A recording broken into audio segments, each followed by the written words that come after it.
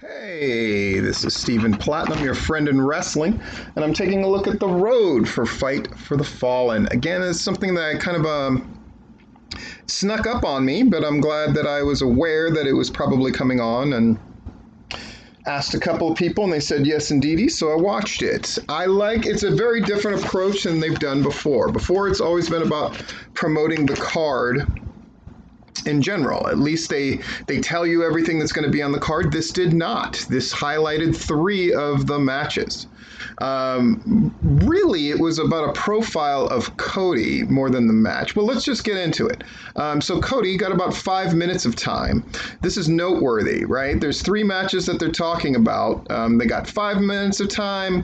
The Lucha Brothers FTR thing got between 2 and 3 minutes of time. And the Brian Cage, John Moxley got almost 10 minutes of time. And that's all that they talked about. Fight for the Fallen is going to be on Wednesday in lieu of the usual AEW Dynamite. So Cody, again, his interview style, it really works. The bell to bell is my weakness. That's what people have said. Now, I've never heard anybody fucking say this, but I do like that it's the bugaboo, right? It's the thing that he's supposedly upset. Like, people think bell to bell is my weakness, that I do everything else great, but, my matches aren't so great, which is fantastic because, again, it's not an issue, but they're making it an issue. They also defined Arn's role, which I really like. I like that relationship. I think it really works. Normally, I would say, a manager type for a baby face doesn't make a lot of sense, but they're making it make a lot of sense. And kind of defining their roles. Arn is like, during a pivotal part of the match, I can maybe have him think of something that he wouldn't have thought of before, and I can help him prepare. And they establish that it's Arn and Tony Khan who come up with the opponents together. And then they go into Sonny Kiss for a little while and really put Sonny Kiss over in this great way. Now, this is a foregone conclusion match. We know this, right? We know the chances are Cody is retaining. So then, the question is asked, and I like that they had somebody from the outside, quote unquote, woman ask, not that you're looking past Sonny Kiss because they don't want to take away from anything, but who would you want? And they said, the Warhorse Kid. It's like, okay, great. So it's a segment that worked. How much is it going to get people to watch Road to Fight for the Fallen who wouldn't have watched it otherwise? I don't know the answer to that. I don't know who this is going to appeal to. Except for maybe the Brian Cage, John Moxley thing because of how they laid that out. But let's get into the second segment out of three, which is Lucha Brothers and FTR.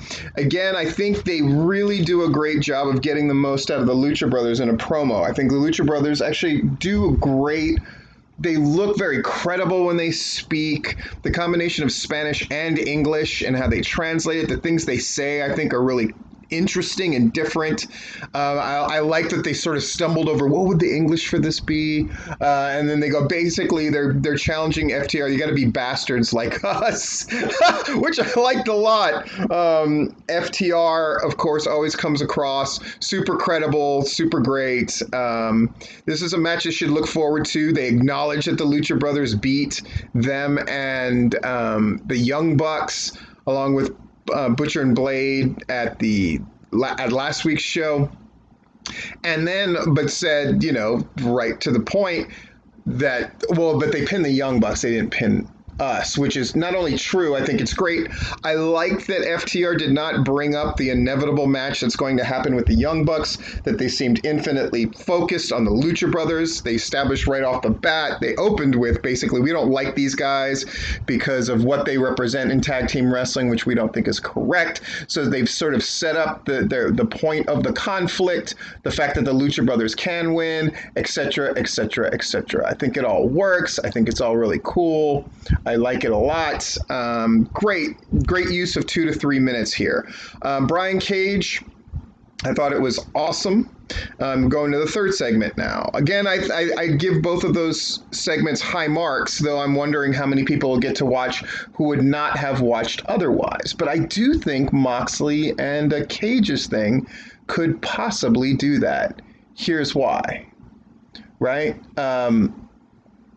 So you got Brian Cage. They show the PWG footage. which I like a lot. I think that's really cool.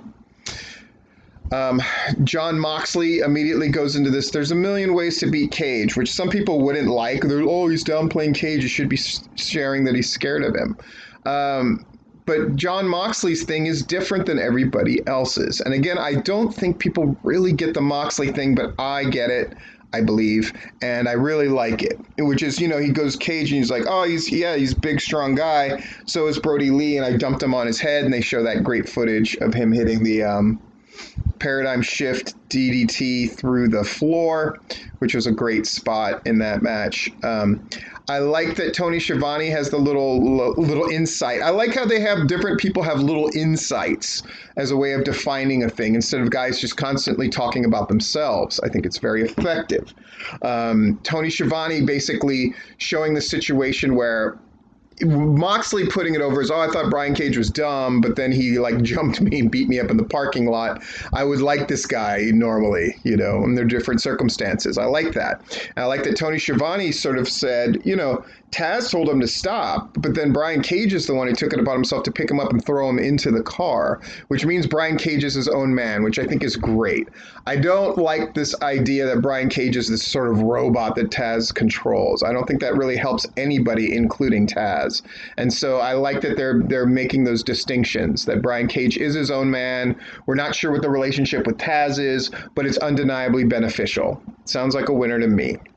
Moxley summed up his gimmick in one sentence, which is, I don't take shit from anybody, which I really liked a lot. JR picks Moxley. Excalibur sort of non-commits. Tony Schiavone puts it best, which is, I just don't see Moxley losing, which is, I think, in subtle, small ways, and in spite of everything they've had to overcome with Moxley not being able to be a part of Fyter Fest and all that, they're doing the great job of moving Moxley, which is really hard to do for a champion, especially a babyface champion, is reinforcing and strengthening who they are when they're the babyface that's on top. But they're managing to do it a little by little in AEW, and I like it a lot.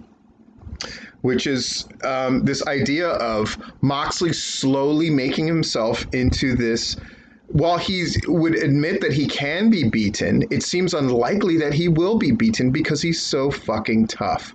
And I love that. I love that he's not in tag matches interacting with people, that he's a baby face alone, that's having to take all this abuse and fight all these people off. I think it works really well.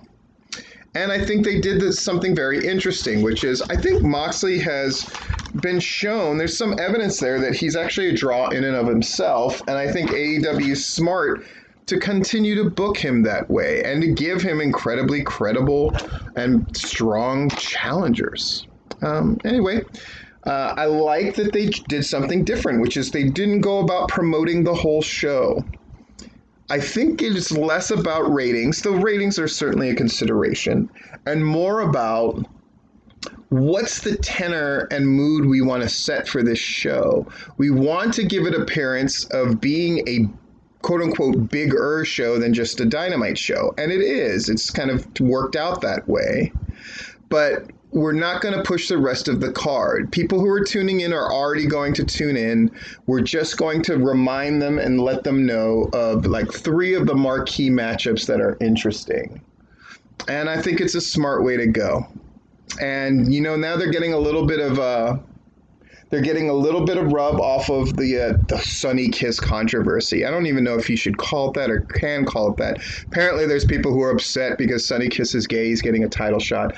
I know that that's true. I just find it so hard to believe in this day and age that some dumb fuck would feel that way. But it is what it is.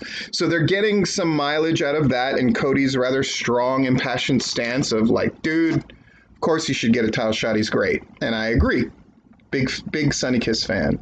And, you know, the FTR Lucha Brothers matchup is a great one, too. That's like a show-stealing potential. They didn't say that, which I like that they didn't say, we could steal the show. But obviously that's the match that's positioned that way. And then Moxley against Brian Cage, which is the big fight feel. And they've done a great job of establishing that big fight feel. I should point out, by the way, that they showed the thing of Taz giving the FTW title to Brian Cage and putting it over as what it means is it's you're the toughest and Brian Cage is the toughest. So they've set up this conflict of we've got two tough guys in Moxley and Cage and let's let them go at each other. Smart business, good solid thing. We'll see if we can get back on the uptick as far as ratings go overall. But I can see that Road to Fight for the Fallen did its job, and it did it in a slightly different way. And I'm always interested in sort of tracking the evolution of how they're doing these pre-shows. Again, I wish more people would watch them and more people get exposed to them. I would have loved to see, for instance, if Cody's got this huge database of people who get text from him, he should give a heads up on this. And I think it should be all hands on deck. Anybody who's involved, especially in any of the segments, should be tweeting out, whatevering out, hey, look for the story behind my match that's going to happen at Fight for the Fallen on Wednesday. It's showing up on YouTube right now. I think everybody working in lockstep, because AEW is clearly a team feel. Even something as simple as let's have a birthday celebration for Jake Roberts in the locker room. I mean, they obviously care about what they're doing, and I think they need to be organized by somebody into making sure they're all doing their level best to promote. Because this is good work, and it should be seen by more people. Anyway, this is Steve Platinum with his look at the road to Fight for the Fallen.